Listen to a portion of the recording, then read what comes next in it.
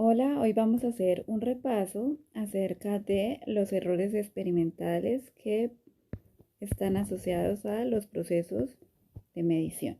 ¿Listo? Tenemos dos tipos de errores experimentales. Por un lado tenemos los errores que denominamos como sistemáticos y también tenemos los errores aleatorios. Los errores sistemáticos. Los errores sistemáticos pueden ser de tipo instrumental, de método o personales, ¿sí? Los errores de tipo instrumental son aquellos que están relacionados, ¿cierto?, con problemas de calibración de los instrumentos o manejo inapropiado de los instrumentos de trabajo. Los errores de método, ¿cierto?, son aquellos que están asociados con los protocolos que nosotros utilizamos. Un error de método común puede ser el uso de reactivos que no sean estables a las condiciones ambientales con las que estamos trabajando, ¿sí? Por otra parte están los errores personales. Los errores personales están asociados con la manipulación y la percepción por parte del experimentador, la persona que está llevando a cabo la medición.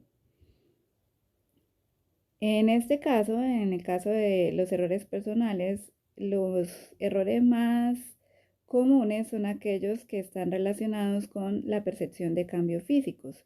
Entonces, cuando tenemos que percibir en una reacción el cambio de coloración, entonces un experimentador puede percibir un cambio más sutil de color con respecto a otro, por ejemplo. Entonces, eso puede introducir errores en las mediciones que se llevan a cabo. ¿Cómo se corrigen los errores sistemáticos? Porque realmente nosotros podemos determinar los errores estos errores y corregirlos. Generalmente, los errores instrumentales, ¿cómo se corrigen? Mediante la calibración, ¿sí?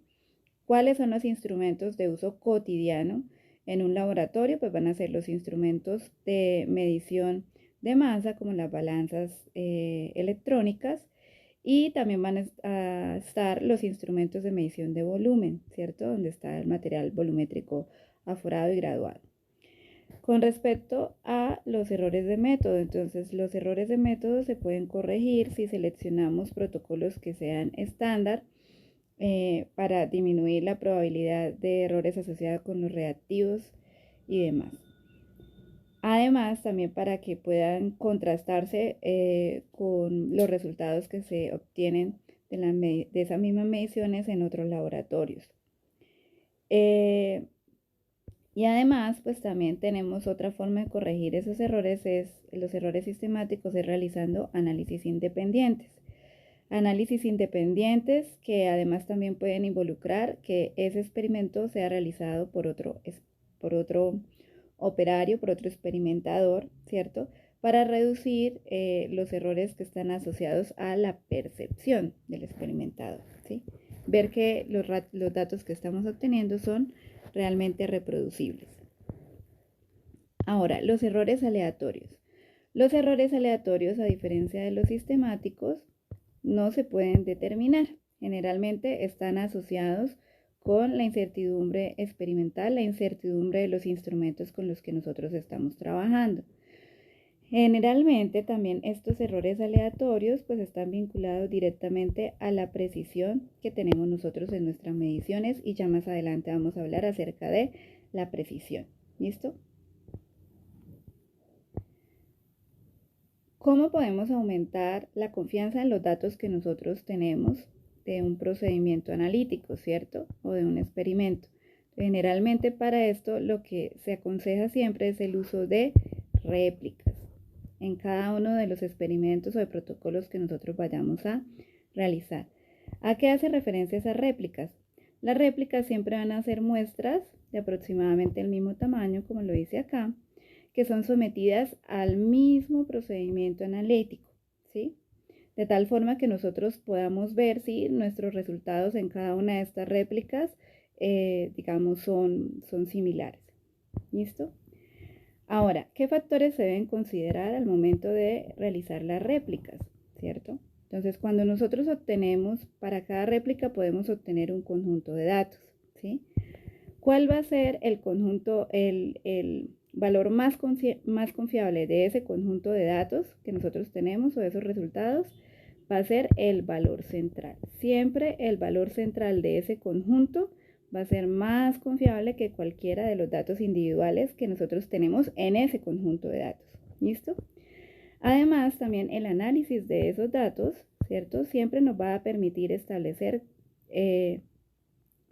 cuánta es la incertidumbre, qué tanta es la incertidumbre, la precisión asociada al experimento, qué tan alejados o cercanos están nuestros valores individuales con respecto al valor central. Ahora, nosotros podemos tener diferentes formas de determinar el valor central en nuestro experimento. Tenemos la moda, la mediana y la media o promedio. ¿Listo? En este caso nos vamos a centrar en estudiar la media o promedio. Vamos a recordar que la moda, ¿cierto?, hace referencia a aquel valor que se repite el mayor número de veces en mi conjunto de datos. Esto significa que nosotros podemos tener conjuntos de datos que tienen varias modas, ¿sí? Un conjunto de datos puede ser multimodal. ¿Listo? Ahora, la mediana, para recordar el valor central mediana, hace referencia a cuando tenemos organizado nuestro conjunto de datos en orden de mayor a menor o menor a mayor. La mediana va a ser el valor, ¿cierto? El valor que va a dividir ese conjunto de datos en partes iguales.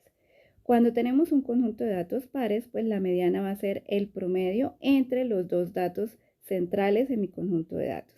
¿Listo? Ahora ya a continuación vamos a estudiar media o promedio.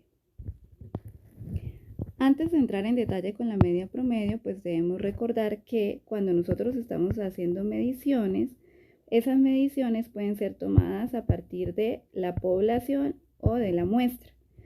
Cuando hablamos de población, la población haría referencia a la colección de todos los datos o de todas las mediciones que son de interés para el experimentador, mientras que la muestra va a ser un subconjunto de datos que se toman de esa población. ¿Listo? Ahora, usualmente en la práctica nosotros no tendemos a trabajar con toda la colección de datos, sino que tendemos a tomar un subconjunto de datos de la población de interés. ¿Sí? Yo siempre acá les pongo como ejemplo las encuestas.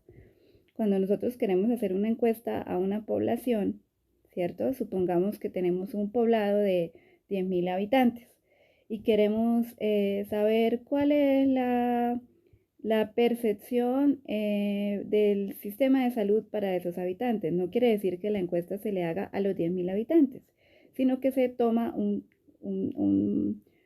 conjunto, un subconjunto de personas dentro de esos 10.000, supongamos que sean 2.000, y a partir de esos 2.000 habitantes, la encuesta se hace a esos 2.000 habitantes y el resultado que tenemos pues nos va a dar un estimado de la percepción, en este caso del sistema de salud que tiene esa población.